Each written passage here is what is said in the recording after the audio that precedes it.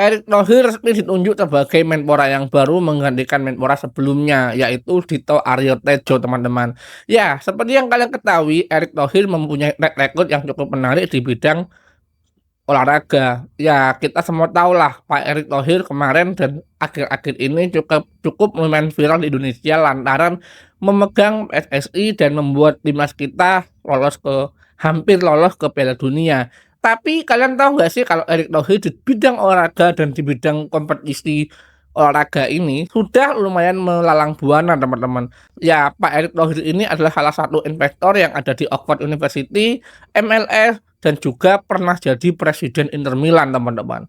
Ya, pernah jadi presiden Inter Milan, dan nggak cuma itu aja, Pak Erick Thohir ini juga pernah menjadi presiden Asosiasi Pebasket Asia Tenggara, teman-teman.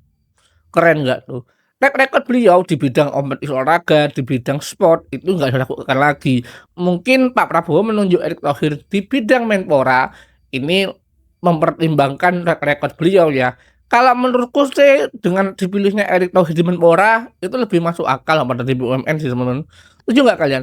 Kalian setuju mana? Erick Thohir di BUMN atau di Menpora?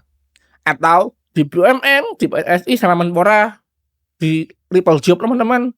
Harusnya di zaman Pak Prabowo ini menteri mempunyai double job, triple job, jangan lagi ya. Harusnya cukup di eranya kemarin aja. Kalau sekarang cukup satu menteri, satu job. Ya, otomatis menteri BUMN sekarang masih kosong, teman-teman. Dan Pak Erick Thohir sekarang ada di Menpora. Gimana menurut kalian dengan terpilihnya Pak Erick Thohir ini dan tersingkirnya Pak Dito, apakah Pak Dito dan Pak Erick Thohir ini akan bisa lebih baik daripada Pak Dito dengan gudang kontroversinya, teman-teman? Entah, teman-teman, dan bye-bye.